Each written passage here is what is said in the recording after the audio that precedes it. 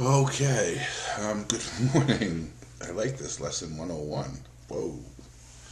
God's will for me is perfect happiness.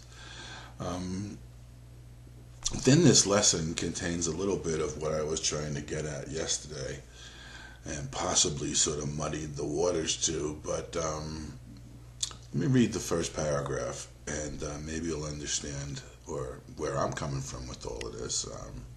That's not necessarily means that's where everyone needs to come from with all of this, but it's just my understanding that I can express, and that's all I'm really giving you is how I've come to understand this and some of the ways in which I got there. Actually, some of the communications from beyond space and time that came to me, some of the lessons within the world of space and time that I was fortunate enough to live through. And it is true. God's will for me is perfect happiness.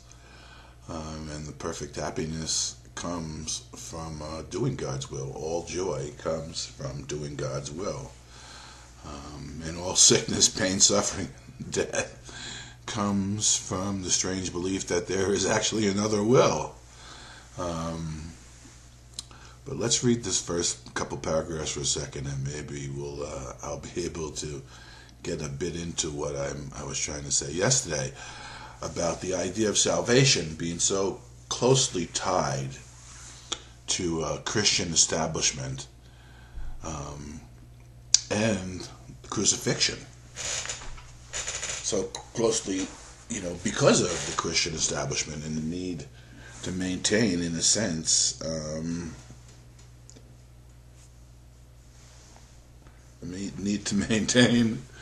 in a sense, some sort of way of controlling. At a certain point in time, religion is the opiate of the people, and the attempt to enforce morals operates at a very, very deep level. So today we will continue with the theme of happiness. This is a key idea in understanding what salvation means. It certainly is, because the experience of being saved is definitely an experience of joy that really does passeth the understanding of the ego, and true salvation, the salvation that comes to you in the experience of recognizing who you are in the midst of this illusion of who you are not, relieves you of much of the sense of repression and suppression and the need to maintain moral codes that are enforced by others, as if they have the ability to adjudicate and therefore alleviate you of your sins. Today we will continue with the theme of happiness. This is a key idea in understanding what salvation means. You still believe it asks for suffering as penance for your sins. There you have it. This is not so. You must think it's so while you believe sin is real. And that's the crux of the problem. The belief that sin is real. And somebody must have done something or be doing something that requires punishment in order for others to be safe or saved.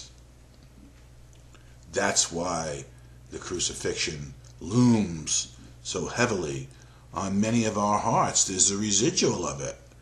I think Jesus discusses that in the Course in Miracles. The residual of the crucifixion looms heavily on our hearts because, in one sense, all of this is happening, all of this is done by memory. And the memory is in all of us. because the memory is in the world, so it's got to be in all of us. We share the same mind. If sin is real, and that God's Son can sin, the idea that God's Son can sin against the Father, or against himself, or against anyone, is an indication that we need to be cautious. We need to exist in a condition where we don't allow ourselves to be true to the self that we're feeling inside of us, because we never know what that sin is, because the sin is so nebulous. One man's poison is another man's dope. If sin is real, then punishment is just and cannot be escaped. Salvation, thus, cannot be purchased but through suffering. And so we attempt to suffer through our days and be good enough to warrant salvation. And in order to do that, we must look out and see things that don't warrant salvation in order for us to be able to have something to judge whether we warrant salvation. And so someone must sin, so sin must be real. If sin is real, then happiness must be illusion. That's true, for they cannot both be true. Exactly. The sinful warrant only death and pain, and it is this they ask for. They know it waits for them, and it will seek them out, find them somewhere, sometime, in some form, which evens the account they owe to God. They would escape him in their fear, and yet he will pursue them, and they cannot escape. And, okay, for me, there is no better descriptive paragraph than those to describe the condition I was in when I finally had to abjectly surrender because I could not take living in that state of mind anymore. It was just not possible. It was intolerable. Death and hell seemed like a better idea, or a better, in a sense, fate than the fate of living that way. And so I just gave up. I gave up. I couldn't do it anymore. If God was going to get me, he was going to get me now or later, and he was going to get me because I was a guilty sinner. I had no idea how not to be that. There was no amount of confessions that I went to that alleviated the guilt that was deep inside of me, and it all felt fraudulent. So when sin was real to me, salvation seemed like it was painful. And pain is the cost of sin, and suffering can never be escaped if sin is real, and that's the way it was. Salvation must be feared, for it will kill, but slowly taking everything away before it grants the welcome boon of death to victims who are little more than bones before salvation is appeased. Its wrath is boundless, merciless, but wholly just. Luckily, none of this is real. Zero, none of the condition that we find ourselves in space and time is real.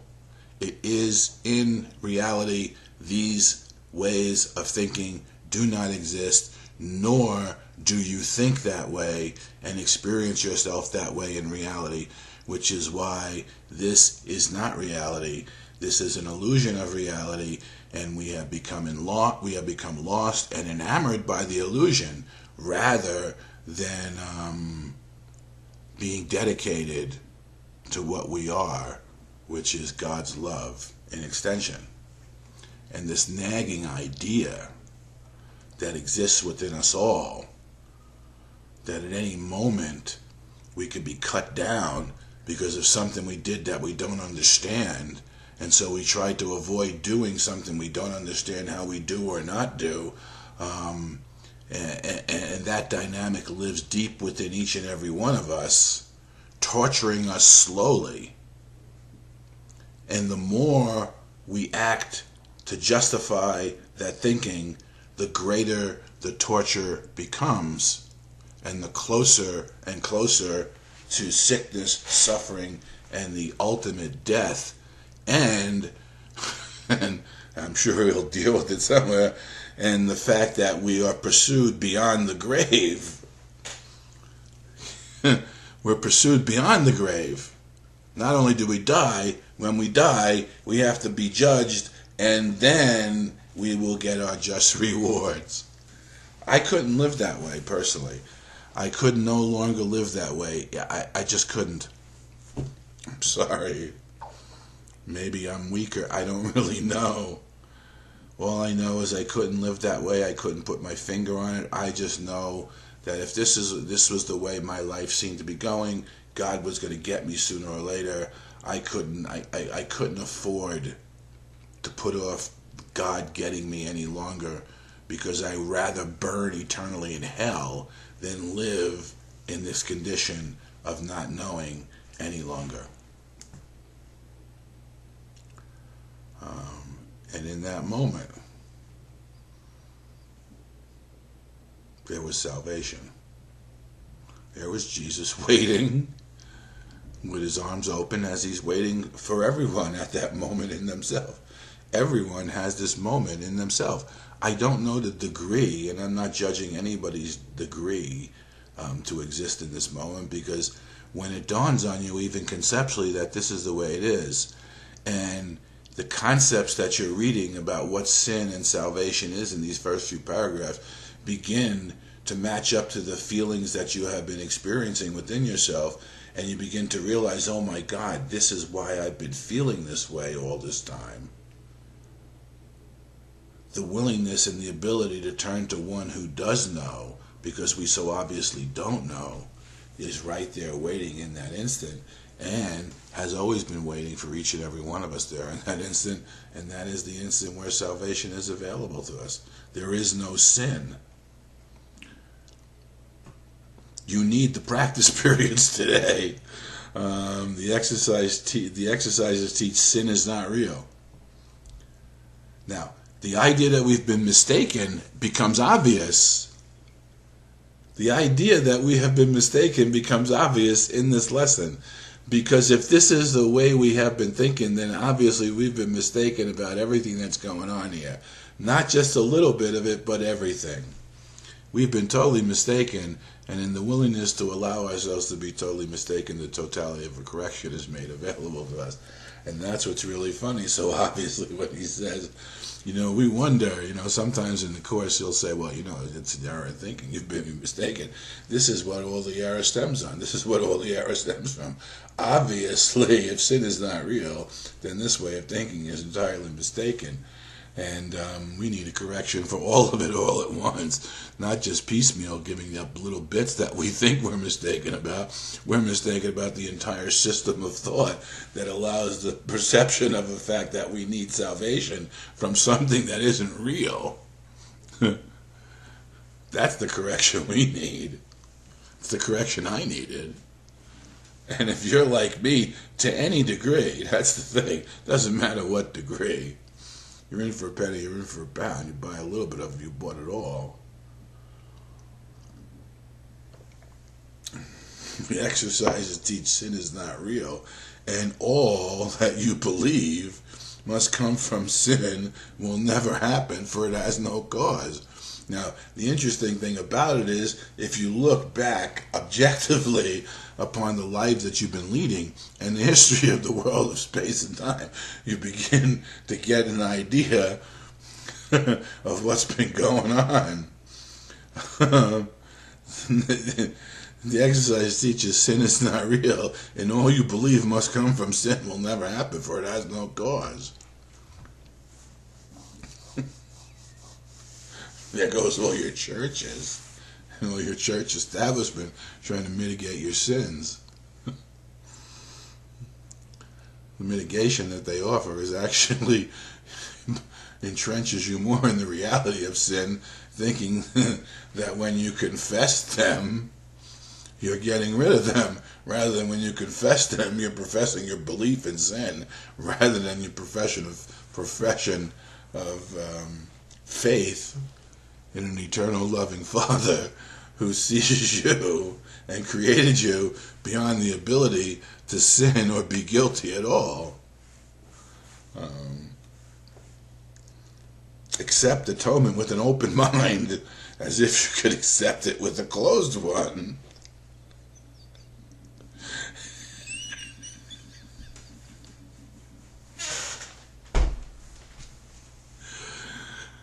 I think there, as I read that,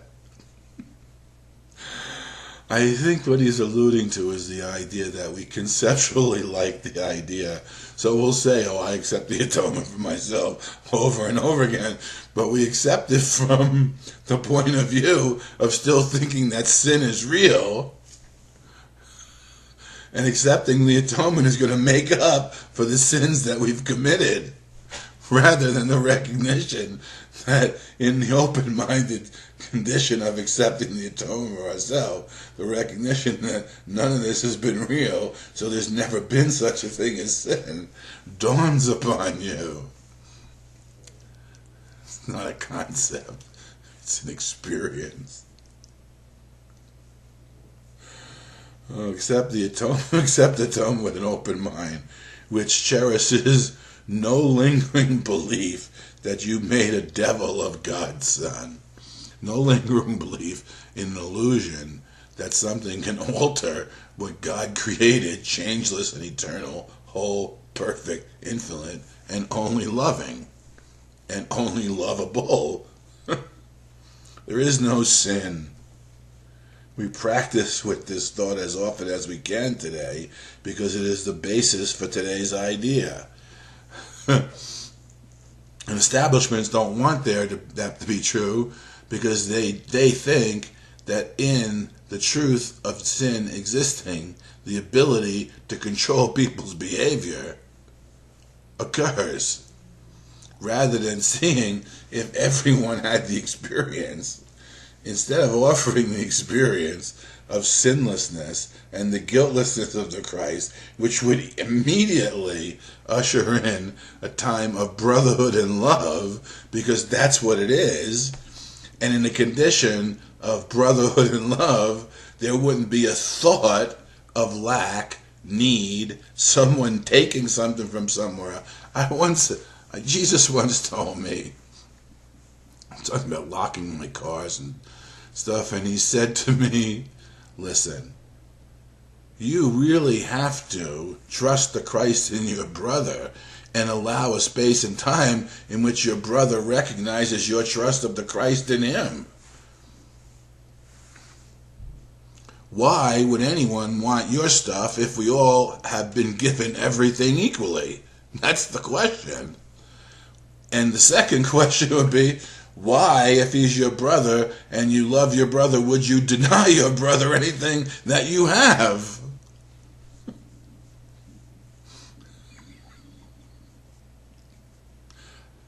Why wouldn't it be your greatest joy to give him what you could in order to help him along the way? And if there is only love, and you're trusting that your brother can respond to only that idea, you're offering him a new space and a new time that's clean, that's been cleaned and empty and made free of the thought that sin exists, and holds you in the purity and innocence of the guiltlessness of the light of Christ.